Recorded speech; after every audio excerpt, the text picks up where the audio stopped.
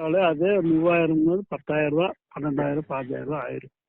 நம்ம ஒரு குறிப்பிட்ட செலவு பண்ண நமக்கு ஒரு பேரும் கிடைக்கும். கண்டிப்பா. என்னன்னா கோயிலுக்கு செய்யற தர்மம் கூட மக்களுக்கு இல்லன்னா வீட்டுல யாருக்கோ இல்லாதவங்களுக்கு ஒரு உதவி செஞ்சா அது ஒரு பெரிய இதா இருக்கும். கண்டிப்பா. அண்ணியாரோட பிறந்த நாள் 56 ஆச்சு, எனக்கு 55 ஆச்சு. இனி என்னன்னா வேலைங்கிறது ஒரு குறிப்பிட்ட வேலையை மட்டும் எடுத்து ஃபைனலா செஞ்சு நமக்குள்ளானது மக்கள் படி சிறப்பா எழுவாரு. நீ நோட்டு புக்கெல்லாம் இல்லாதவங்களுக்கு நோட்டு யாராவது படிக்கிற குழந்தைங்களுக்கு என்ன செலவாகுதோ அதை பார்த்துட்டு என்னாவது வாங்கி கொடுக்கலான்ட்டு முடிச்சு இருக்கிறேன். 1ஆம் தேதிக்குள்ள எக்ஸாம் எல்லாம் முடிஞ்சு லீவ் எல்லாம் முடியட்டும். அதுல ஏதோ ஒரு வேலையை எடுத்து ஏதோ இல்லாதவங்க பேனாவோ நோட்டு ஏதோ வாங்கி கொடுக்கணும். அதை ஏதோ ஒரு ஐடியா பண்ணணும். நான் ரசிகர் பண்ற காலத்திலேயே நோட்டு பேனாவெல்லாம் வாங்கி கொடுத்து அன்னைக்கெல்லாம் பெரிய செலவெல்லாம் ஒண்ணும் கிடையாது. எங்க அப்பா பண்ணிட்டு இருக்காரு, அவரு பண்ணிட்டு இருக்காருன்னா அவரு ஒரு சாதனையாளர்னு ஒரு பேரு கூட வாங்கிட்டாரு. நம்ம சாதனை பண்ண வேண்டாம், நம்ம கேப்டனோட அறிவாளி வச்சு கேப்டன்ல இருந்து செஞ்சாங்கிற பேராவது வாங்கணும், அவ்வளவுதான். நீங்க சாதனை சொல்றதை விட அவரு செஞ்ச தானம் தர்மம் தான் இத்தனை பேரு அவர் இறந்த பின்னாடிதான் எல்லாம் சொல்றாங்க. முன்னாடியே சொல்லியிருந்தாங்கன்னா ஒரு முதலமைச்சர் ஆகக்கூடிய தகுதி இருந்துன்னு அவங்க நம்மளால பெரிய ஒரு தலைவர்கள் நாட்டுக்கு இழப்பாவே நம்ம நினைச்சிட்டோம்.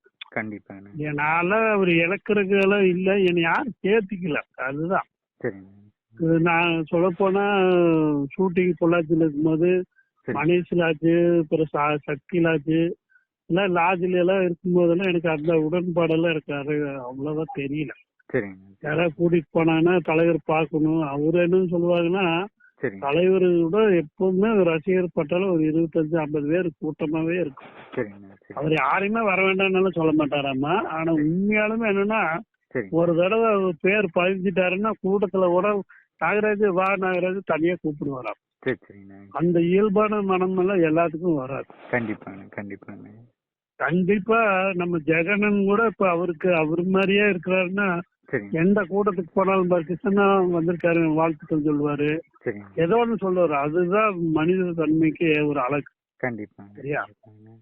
புரட்சி தலைவர் நான் எம்ஜிஆர் பக்தன்னு சொல்றது எம்ஜிஆர் படங்களும் நிறைய பார்த்து அதுக்கப்புறம் ரஜினி கமல் இந்த காலத்திலே ஒரு காலகட்டத்துல விஜயகாந்த் படத்துல கருப்பா இருந்தாலும் நானும் கருப்பு. சரியா? நான் கருப்பு பத்தியெல்லாம் நான் கவலையே படல. நான் கருப்பு அவரு கருப்புங்கும் போதெல்லாம் நான் கவலையே படல. கருப்பு இதுதான். அப்புறம் நான் ஒரு காலகட்டத்துல சிவகுமலி படம் ஓடும்போதுதான் அவரோட உண்மையான இது தெரிஞ்சு அதுக்கப்புறம் ஒரு சாட்சி அப்புறம் 2-3 படமெல்லாம் ஈகோ பார்க்காம படம் பார்த்ததெல்லாம் ஒரு காலகட்டத்துல என்னால தவிக்க முடியாத சினிமாக்கள் எல்லாம் நான் தவிர்த்துட்டேன். ஏன்னா அவர் பார்க்க முடியலையேங்கிற ஒரு இதெல்லாம் இருக்கு. அதுக்கப்புறம் காலகட்டத்துல எனக்கு படம் பார்க்கணும் போது பூந்தோட்ட காவல்காரன், அப்புறம் ஏழை ஜாதி, தர்மா, அப்புறம் நாங்க மன்ற ஆரம்பிக்கும் போது காவி தலைவர் படம் கேஜில ரிலீஸ் ஆகும் போது நான் காவி தலைவர் ரசிகர் மன்றம் வச்சேன். அது வச்ச பின்னாடி 2 வருஷம் 3 வருஷம் பேனா நோட்டு எல்லாம் கொடுக்க ஆரம்பிச்ச பின்னாடி தலைவர் இந்த மாதிரி ஷூட்டிங் இருக்கிற சொன்னாங்க. அந்த காலகட்டத்துல ஷூட்டிங் எல்லாம் சும்மா எல்லாம் கிடையாது. அன்னைக்கு ஒரு இது என்னன்னா ஒரு தலைவர் பாக்குறதுன்னா அவ்வளவு சாமானியமான மேல இல்ல. ஒரு படம் 100 நாள் ஓடிடுச்சு. படம் ஓடி ஈச்சனார்ல தலைவர் வர்றாருன்னு எனக்கு அறிஞ்சு கம்பெனில லீவ் சொல்லி போட்டு தலைவர் பார்த்து ஒரு மாலை போட்டு சாப்பாடு பரிமாறுறாரு. அந்த உன்னதமான ஒரு கலைஞருக்கு நம்ம நெருங்கிட்டோமே அப்படிங்கிற ஒரு யதார்த்தம். சரியா? ஆனா இன்னைக்கு தலைவருங்கிறது தலைவர் கூட இருந்து தம்பி கூட இன்னைக்கு சாப்பிடுறோம்னு ஒரு வைராக்கியம் வச்சு தம்பி கூட சாப்பிட்டோம் பாத்தியா? அன்னைக்கு சென்னைக்கு போனோம்னா அந்நியார் கூடயுமே சாப்பிடணும்னு நினைச்சேன். எனக்கு மிஸ் ஆயிடுச்சு. ஆனா அது அன்னைக்கு கேப்டன் தோட்டத்துல வச்சு பேசுறதுல எனக்கு உடன்பாடு இல்ல. அந்நியார் இன்னொரு தடவை என்ன சாப்பிட போடாமே போறாங்க பாத்துக்கலாம். நம்மள கலைஞர் என்னன்னா வாழ்நாள் முழுவதும் அவங்களுக்குமே கலைஞருக்குமே இருந்தாங்க. கேப்டனுக்கு நிகரான தலைவர் யாருமே கிடையாது.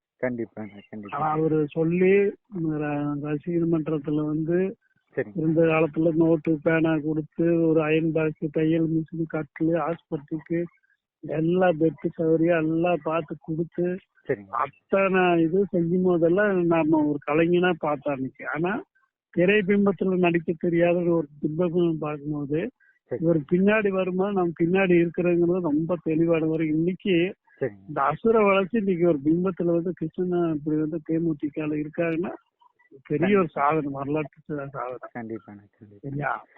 தலைவர் இன்னுமே பாட்டு, பழைய பாட்டுக இன்னுமே ஒரு ஆபாசம் இல்லாத ஒரு தமிழ் சினிமான்னு பாத்தோம்னா தலைவர் படத்துக்கு பெண்கள் கூட தான் அதிகமா இருக்கும். கமலஹாசனுக்கு கூட இருக்காது, ரஜினி படத்துக்கு கூட இருக்காது. ஆனா கேப்டன் படம் எந்த தியேட்டர்ல போட்டாலும் பணம் அள்ளி எடுக்கலாம், அந்த அளவுக்கு கூட்டம் இருக்கு. கண்டிப்பா. ரெண்டாவது ஷோவெல்லாம் பார்த்தோம்னா மாட்டு வண்டி கட்டிட்டு வந்தவங்க எல்லாம் ஒரு காலத்துல எல்லாம் இருந்து. இன்னைக்கு என்னன்னா இன்னைக்கு 400 நாள் 425 நாள் ஆகி இன்னைக்கு கேப்டன் ஆலயத்துல இன்னும் சாப்பாடு போட்டு கூட்டம் இன்னும் குறையாம தான் இருக்கு. இன்னுமே ஆயிரக்கணக்கா வந்துட்டு இருக்காங்க டெய்லியும்.